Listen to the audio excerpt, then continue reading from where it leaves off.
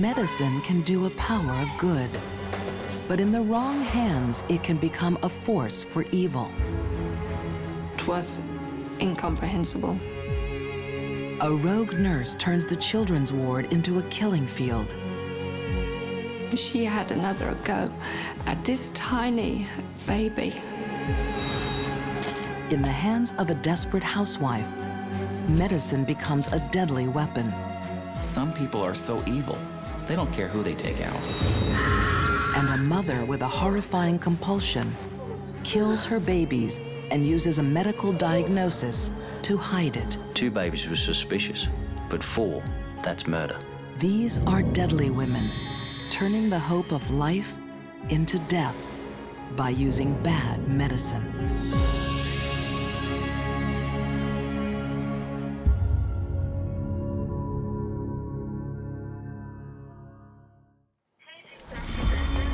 Sometimes bad medicine can flourish where it is least expected. When I graduated from medical school, I took the Hippocratic Oath. I swore to do no harm. It can hide in plain view. You don't expect a killer to be in the environment where nurturing is the nature of the business. As it did in England, in the Grantham Hospital Children's Ward in 1991. It was incomprehensible. Incomprehensible. 23-year-old nurse Beverly Allott is a star on Ward 4.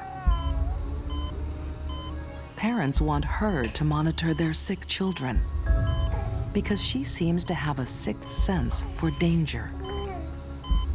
She's always there when trouble strikes. Arrest! Code red! Code red! Arrest! I was a staff nurse working on the wards. Beverly came to work with us as an enrolled nurse to help us care for the children. In 1991, Mary Reet found herself on the front line of bad medicine. There was a spike in emergency incidents in her ward as children on the mend were suddenly dying.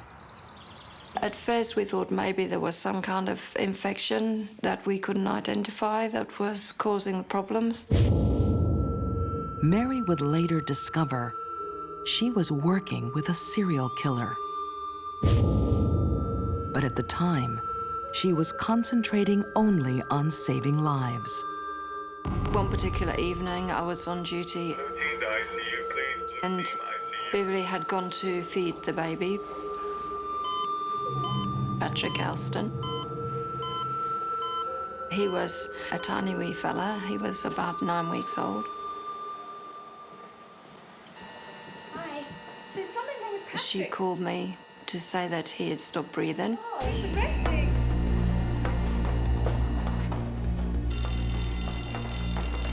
Code red! Dr. Bingham, code red!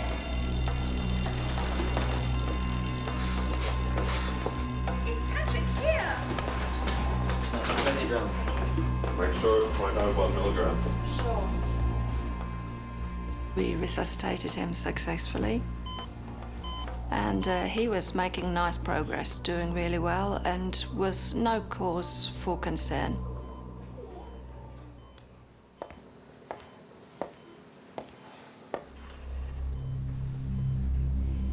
Mary Reet had no idea Nurse Allott had made an unsuccessful attempt to suffocate baby Patrick. Later that evening, she strikes again. Arrest! Code red! Arrest! This time, baby Patrick stops breathing. So again, we resuscitated him. This time he was evacuated to the intensive care unit because obviously, although we'd resuscitated him, he was quite sick. Eventually, Mary learns the true horror of that night. I realized that we had saved him the first time, but then we put him in danger's way again.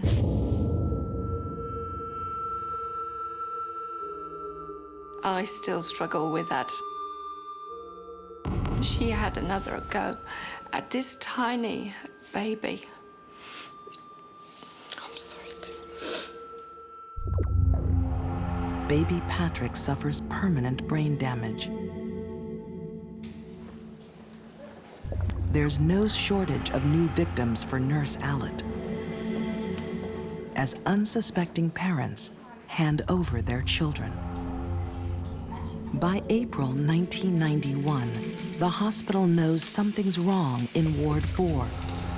They count 25 suspicious incidents. Investigator Neil Jones is called in to look for unnatural causes. One incident he investigated still haunts him today. Becky Phillips was on the ward with diarrhea. Nothing more serious for that, and she was due to go home. And before she went home, she was fed by Beverly Allott. But food isn't the only thing Nurse Allott administers to Becky. She injects her with insulin. When you have an insulin overdose, there's no sugar or fuel available for any of the cells in the body to use. And as a result, the body starts to shut down. First the brain, and then the heart, and then the rest of the body. Her parents, thinking Becky is well again, take her home. And when she got home, she became sweaty, clammy, irritable. They couldn't do anything with her. They rang for the ambulance. It was slow in coming. At 3 a.m., 5-month-old Becky dies in her parents' arms. Later, an autopsy will reveal the shocking truth. She had something like 9,300 millimoles of insulin within her body. And unfortunately, Becky had gone home, so they couldn't treat her, they couldn't give her sugar, and she died. It was unheard of for a nurse to do this. It wasn't thought of. Nobody thought that it was a possibility, and so we didn't look for it to be one of us. Becky has a twin sister, Katie. To avoid losing another child, the parents book Katie into Ward 4 as a precaution. They have no idea Beverly has killed one daughter and now has the other in her hands.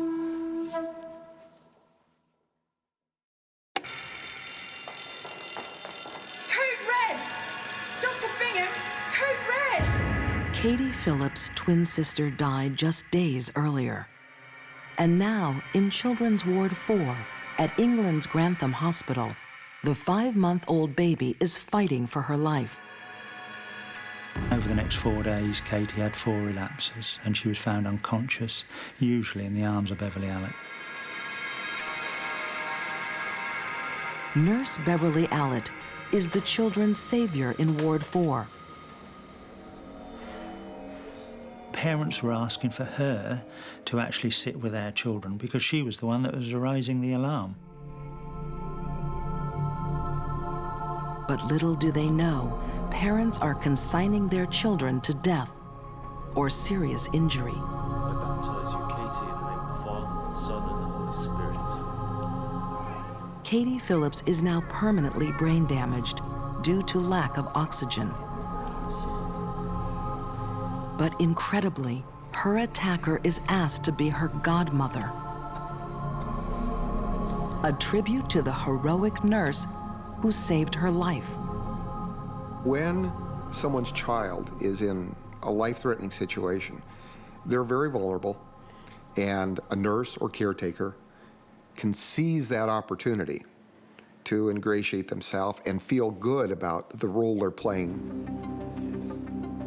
And this, investigators would uncover, is what drives Beverly Allott. A need to be loved and respected, a diagnosed medical condition. Munchausen by proxy is a condition wherein the individual hurts someone else to gain attention for themselves. people go into this profession that suffer from Munchausen, or Munchausen by proxy, because it gives them access to victims. And in England's Grantham Hospital Children's Ward, Beverly has easy access to helpless victims. She was almost frenetic about her attacks. There was no cooling off period. She would attack on the average of every other day that we know of. Probably more attacks than that. So this was a frenzy of attacking and killing, which is unusual for a female serial killer.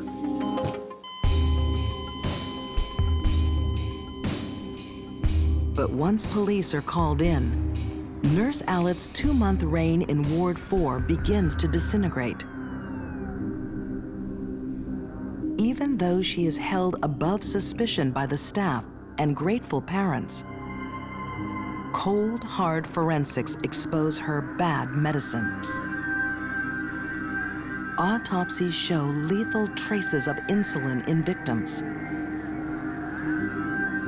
Some have potassium too, from unauthorized anesthetic shots. Other tiny bodies have fractured ribs and internal bruising from being squeezed or suffocated. Beverly was clever enough to put some thought and planning into how she was going to kill. She might use a particular drug on one child and a totally different method or drug on another. And there was one common link through every death or injury: Beverly's appearance as the apparent savior. I think now there was 21 or 23 nurses who were involved on the ward, and of all the cases, only Beverly Allott was present. Beverly Allott is charged with the murder of 4 children, the attempted murder of another 3, and inflicting grievous bodily harm on a further 6 children. Found guilty on May 28, 1993, she is sentenced to 13 concurrent terms of life imprisonment. What bothers me most when medical professionals use their privilege and misuse the trust that's placed in them to cause damage to others. It casts a pall over all of us. I suspect it's made parents more wary of us and more nervous about trusting us to look after their children. It says a lot about the inability of our medical system to really know their practitioners well enough. That's probably the scariest part of the story.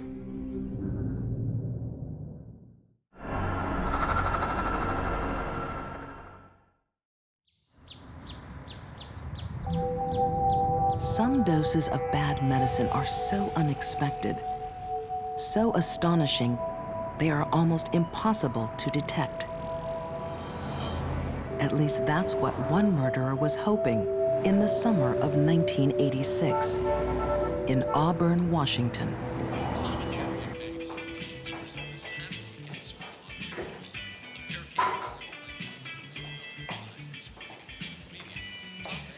40-year-old bank manager Sue Snow wakes herself with a morning ritual. 2 Excedrin painkillers. That morning, like every other morning, she took a couple of capsules. She took them instead of drinking a cup of coffee. She wanted the buzz from the caffeine, which is part of the pill.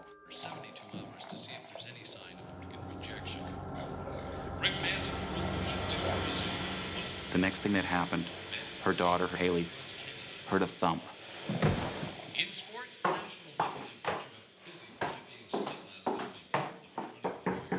Mom? Mom? She went into the bathroom and found her mother on the floor, Mom? unconscious. What's wrong? Are you okay? It looked like she might be dead. Mom? Dad, come! It appears that the headache capsules are to blame.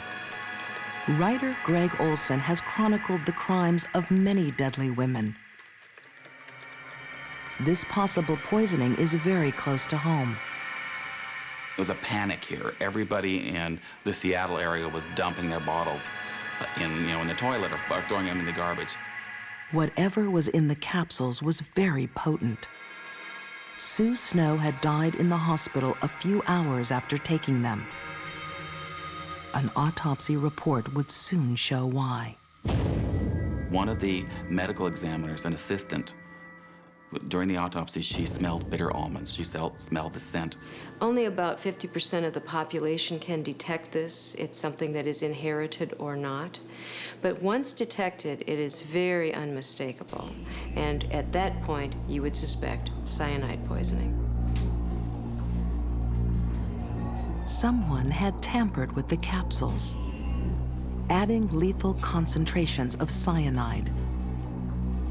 We were scared.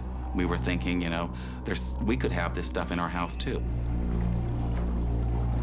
6 days earlier, there was another suspicious death.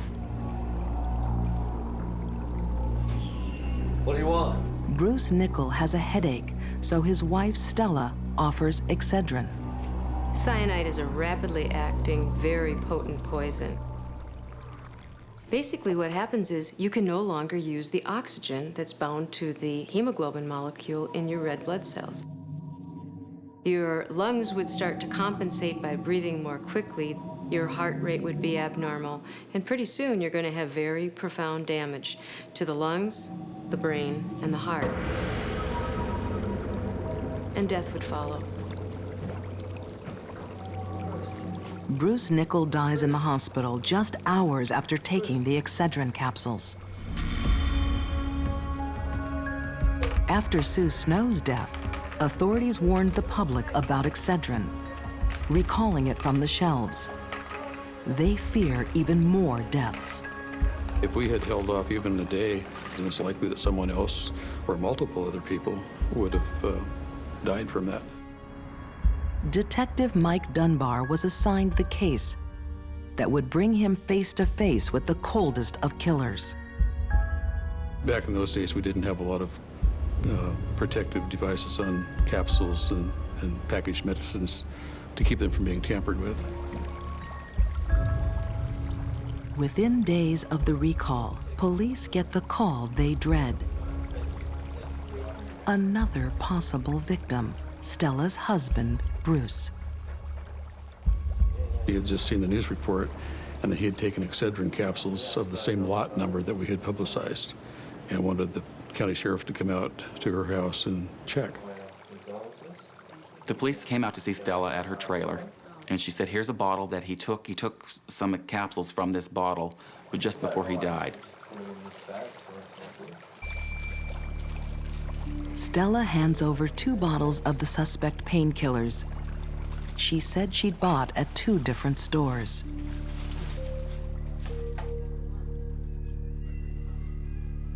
So far, forensic testing of thousands of recalled bottles has found only 2 positives for cyanide.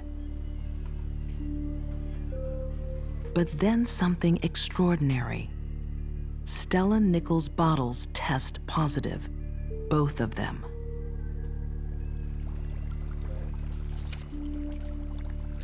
How could somebody be so unlucky to go from one store in one town to another store in another town and end up with 2 of the 5 bottles that were eventually discovered? I mean, come on. It's not going to happen. Statistically, it was nearly impossible that she randomly went to those stores and randomly purchased those 2 bottles. And that was initially what pointed to her as a very good suspect. Stella Nickel races straight to the top of the suspect list. But 2 things are missing: motivation and proof.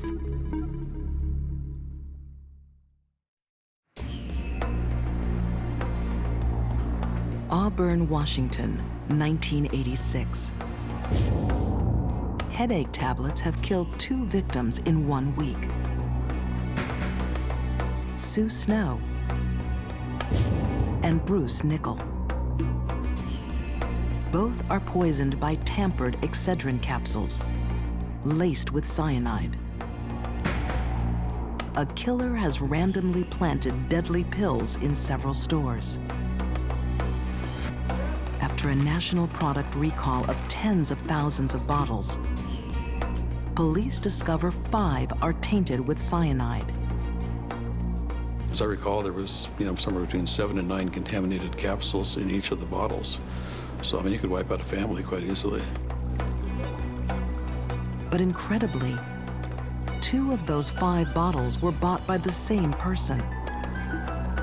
The wife of one of the victims, Stella Nickel. The idea that she bought those 2 bottles at 2 different places was astronomical. It just didn't seem like that could make sense.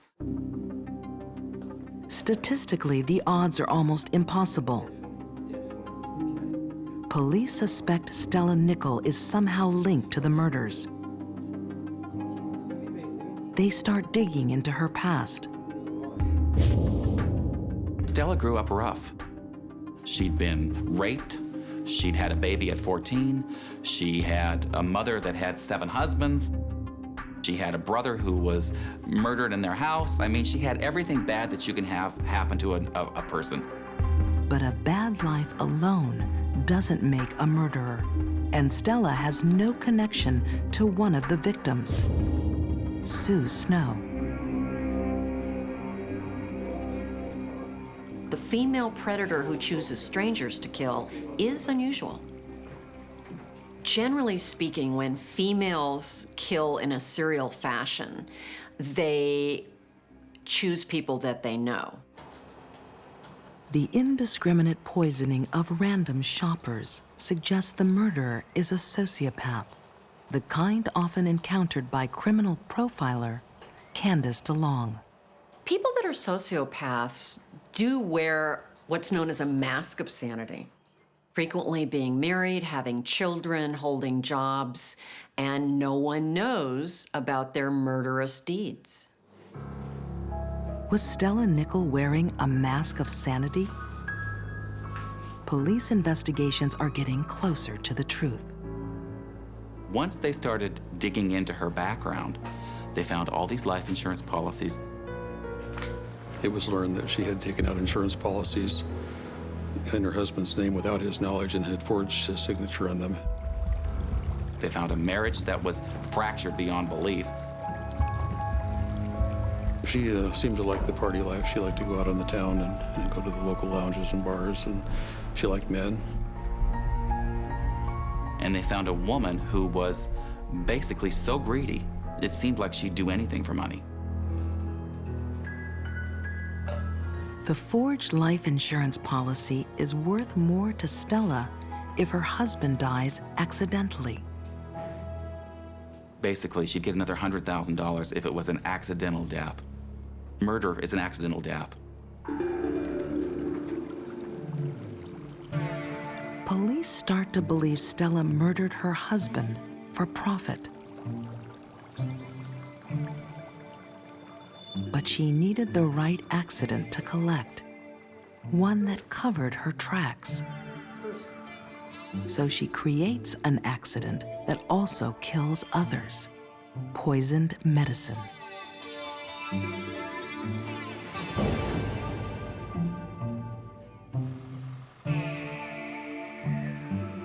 She just needed one. She needed one person to die so she could make that phone call. Her crime was well planned out, premeditated down to the last detail. Police believe Stella used Sue Snow's death to make sure she got her insurance payout.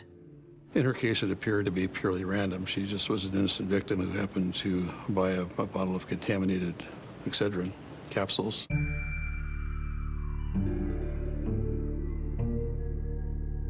The crime is so monstrous, investigators need hard evidence to convince a jury. But Stella left some clues. So the FBI went down to the library. They produced several books that Stella Nickel had checked out. And when they analyzed the pages on cyanide in 2 different encyclopedias, they found Stella Nickel's fingerprints all over them. and there is more evidence. Whoever contaminated the capsules left strange green specks amongst the cyanide and painkiller. They did further analysis of those specks and determined that they were a product called algae destroyer, which is what an aquarium enthusiast uses to kill algae in their fish tank. Investigators remember seeing an aquarium at Stella's house. It's a long shot, but police check fish stores in the area. And they came up with one in Renton, Washington, that Stella had frequented. And the fellow there said, I sold that product to Stella. I'm absolutely sure of it. I told her to crush it up in a bowl to soften it. Those traces of the algicide got into the cyanide by grinding the tablets up in the same container as the algicide. And that's how the 5 bottles were tied together. Thanks to great detective work, Stella's fish tank gives her away. Police are now sure they have their murderer. Stella was a classic copycat killer in that she was duplicating the method of killing that was used in one of the most notorious and highly publicized mass murders in the United States, that being the Tylenol murders in Chicago of 1982. Stella's scheme is coming undone. 5 months later, the insurance company isn't paying out. There's too much doubt about her husband's death. Do you intend to lie to me on this test today? No. Stella agrees to a polygraph to clear her name. She thought the only way for me to get those bucks is for me to take that polygraph and I can beat it. Stella fails the test, and things just get worse. Police pressure her 27-year-old daughter, Cindy. The FBI told her, if you cooperate with us, you'll get a chunk of that reward. It's a $250,000 reward. Cindy spills the beans. I just remember these conversations. She said, yeah, my mom and I talked about different ways of killing my dad. Despite pleading innocence, Stella Nickel is convicted and jailed for 90 years. The charges, an American first. 2 counts of murder by product tampering.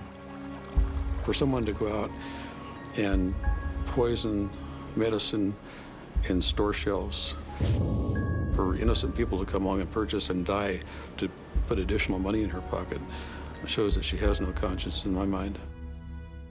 That's what's so compelling about this story, the idea that some people are so evil, so uncaring, so determined to get what they want, they don't care who they take out.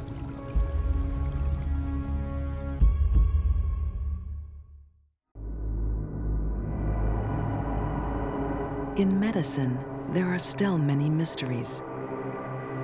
Some diseases remain hard to explain, and even harder to cure. But to misrepresent medical symptoms to cover up the murder of innocents is the very worst kind of medicine.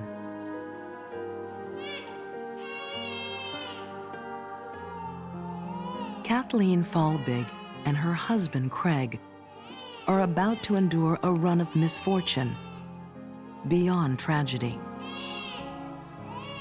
It starts one night in 1989 in their Newcastle home near Sydney, Australia. I would imagine that it would be every father's worst nightmare. She was actually one of the worst people that could ever raise children. The Folbigg son is just 3 weeks old. He is their first child, the start of their family. But now Kathleen makes a terrible discovery. Their son is dead. Later, the diagnosis is sudden infant death syndrome, the mysterious affliction also known as SIDS. What we see is that these children really die as a result of asphyxia. They are simply not breathing. This happens when they're asleep. Forensic pathologist Dr. Janice Amatuzio knows the uncertainty surrounding SIDS.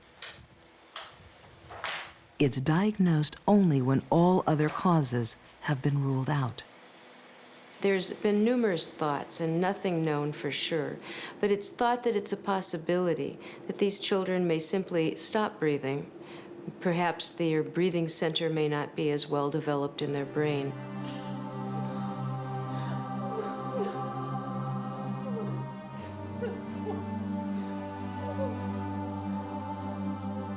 To the world, the Folbiggs are just another unfortunate couple who've lost a baby to sudden infant death syndrome.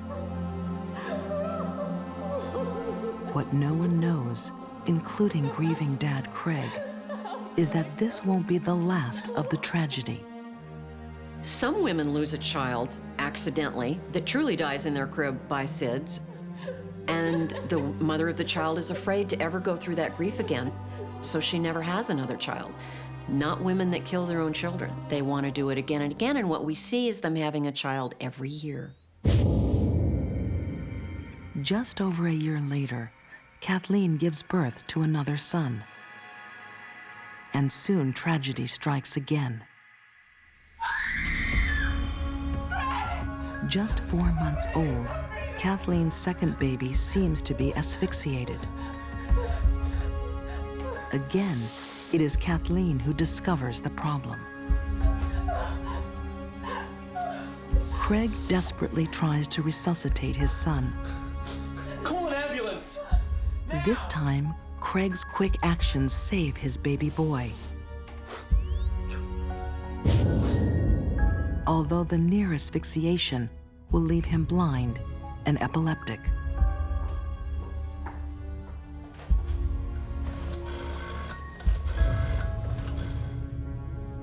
But within a year, he would be dead. He's done it again! Again from asphyxia. This time thought to be brought on by an epileptic fit.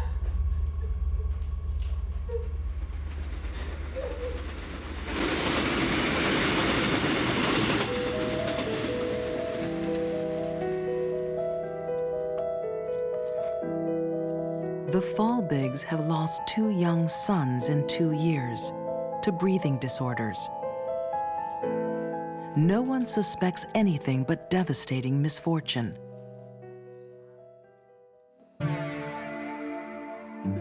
But Kathleen knows the truth. She's been secretly confiding in her diaries. One of the most telling diaries of all came when she wrote, "My brain has too much happening, unstored and unrecalled memories just waiting. Heaven help the day they surface and I recall. That will be the day to lock me up and throw away the key." Journalist and author Matthew Benz has documented the life and crimes of Kathleen Folbigg.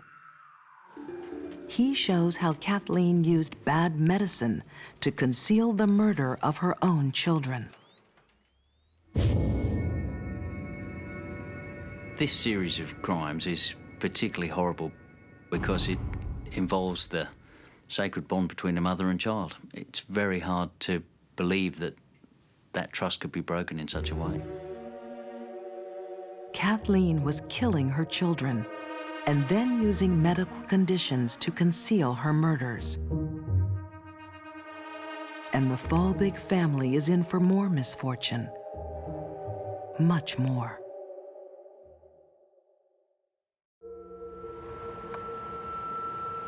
In Newcastle, Australia, a young couple seems to be having a tragic run of bad medicine. Both their baby sons have died of asphyxiation. One diagnosed as sudden infant death syndrome, the other from epileptic seizure. Hey, Adam. You all right? But the truth is even more tragic. their mother, Kathleen Folbigg, is secretly killing them.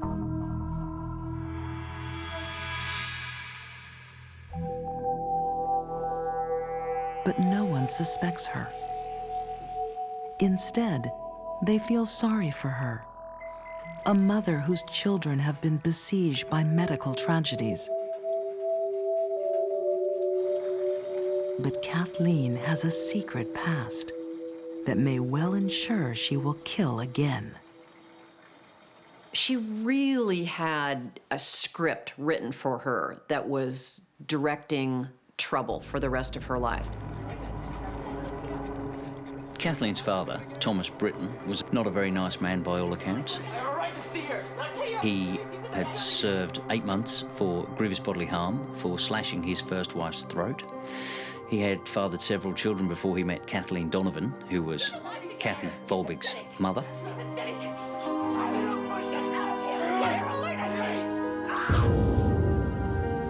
Kathleen's father stabbed her mother 24 times.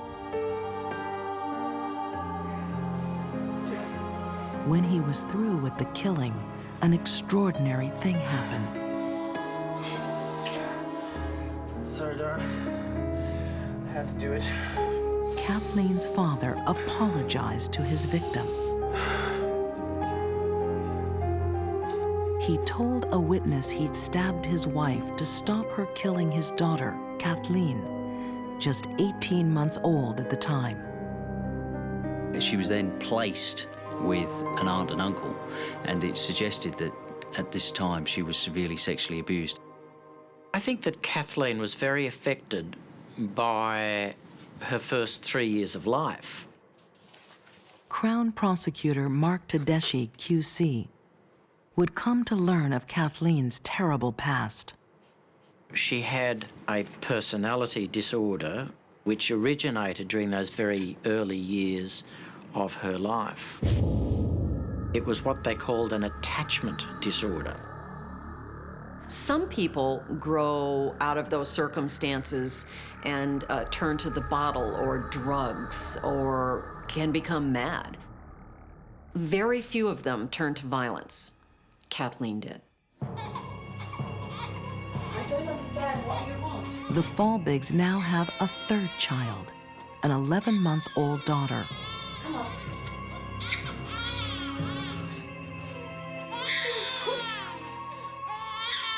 One night, she is restless with a cold and won't go to sleep. Stop it.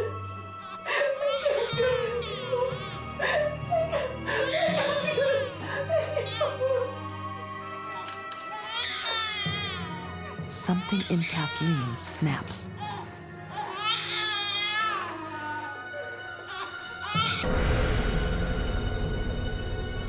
She had this disorder of connection with her own children, which caused her to lose control and enter these stages of rage against her children.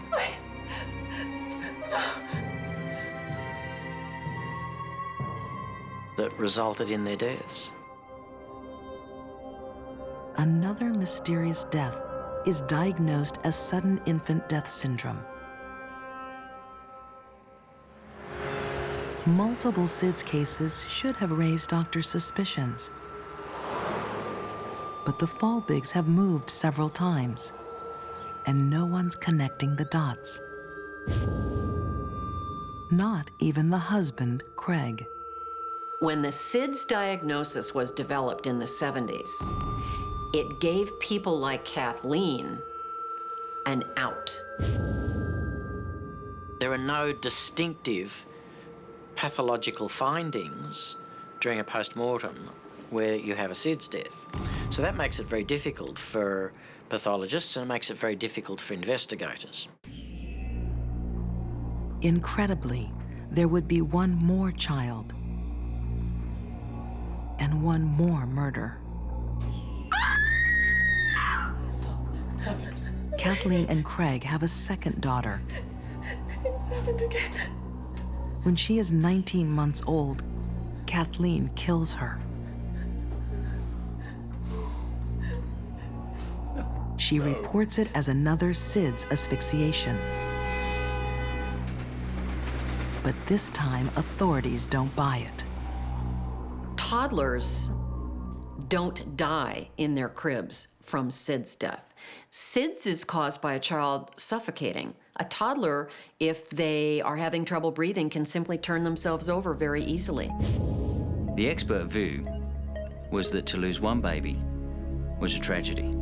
To lose 2 babies was suspicious, but 4, that's murder. For long-suffering husband Craig, the horrifying truth is slowly descending. And if he still has any doubts his wife had killed his children, the discovery of her diaries puts an end to it.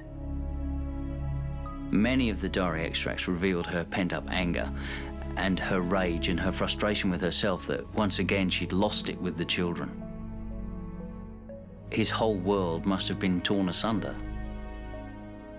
The woman who had borne him 4 children suddenly seemed as though perhaps she hadn't been taking the best care of them after all. Her diaries were really very tragic and very sad, because what they showed was that she had also suffered a terrible loss when her children died. I'm utterly convinced that within moments of her children dying, she regretted her actions and desperately wanted to try and revive them. I'm sorry.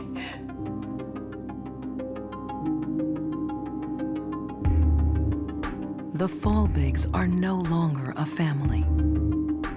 All the children are gone, and now the marriage is over.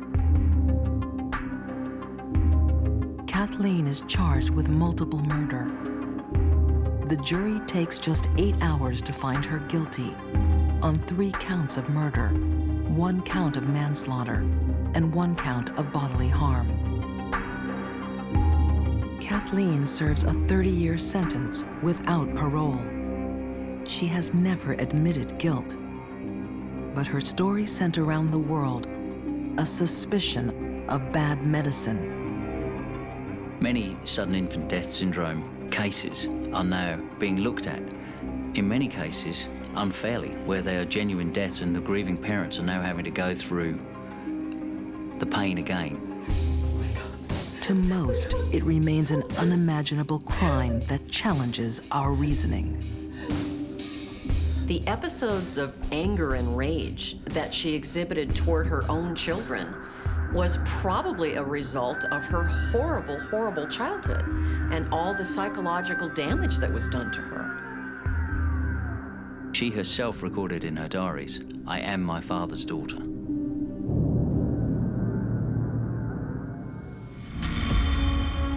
For all of these deadly women, medicine became their cloak and their killer. They took our trust in the medical world and perverted it to their own evil ends. Kathleen Folbigg used sudden infant death syndrome to hide her killing spree. Stella Nickel turned pills meant to heal into instruments of death.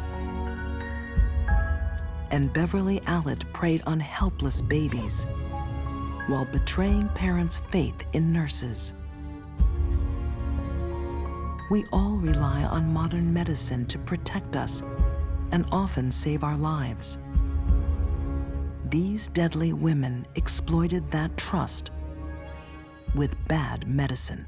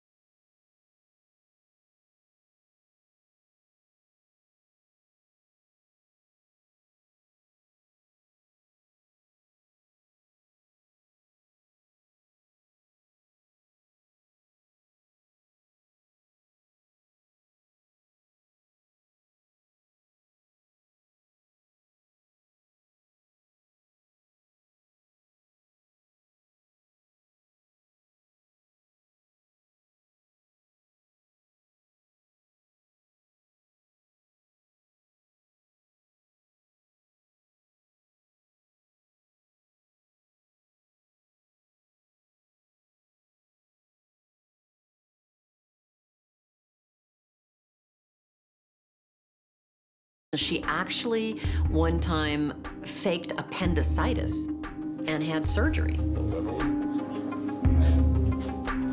Let's just have a quick look at the show. And then she would not allow the surgical wound to heal. When no one was around, she would pick at the stitches and open it up. Try not to touch it. Okay? Forensic psychologist and former FBI profiler Candace DeLong knows these early symptoms well.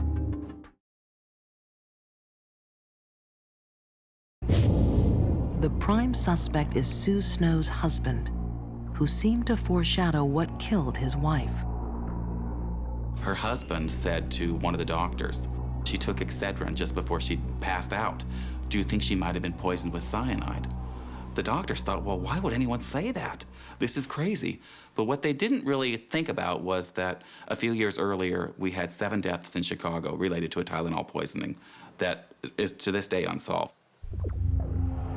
In 1982, potassium cyanide-laced painkillers poisoned 7 victims and forced a national product recall. Could someone be trying again in Auburn?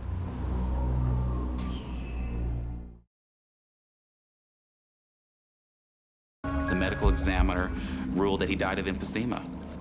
Stella Nickel, his wife, kept calling the examiner's office saying, "Are you sure? I don't think he died of emphysema. He seemed okay yesterday. He doesn't have emphysema." She kept calling and calling and calling. One of the characteristics of poisoning someone is that you can taint a product they're going to use and not have to be there when they actually use the product.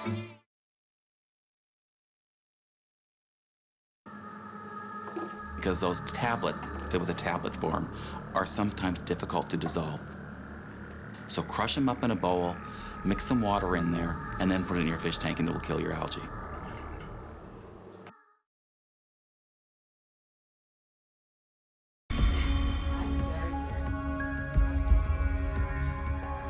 And then she said, remember those Tylenol killings back in Chicago? No one ever got caught. Maybe we could do that. And Cindy said that's what she did. As if that wasn't bad enough, then she's completely abandoned by the family and sent into foster care. This had to have had a profound effect. There's no way a child could suffer those kinds of things and not be affected.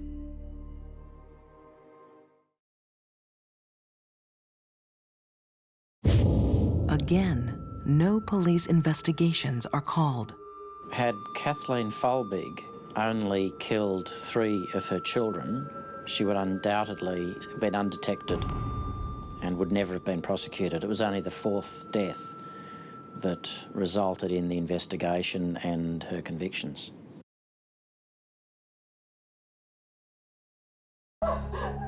Anytime an infant dies over 1 year, it's usually not SIDS. In fact, forensic pathologists, physicians, and investigators everywhere become quite concerned when a child 1.5 years or 2 years of age dies. I can tell you, we do not consider that SIDS.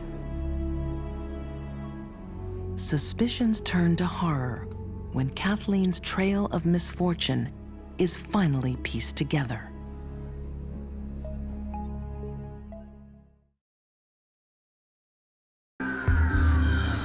She was actually one of the worst people that could ever raise children.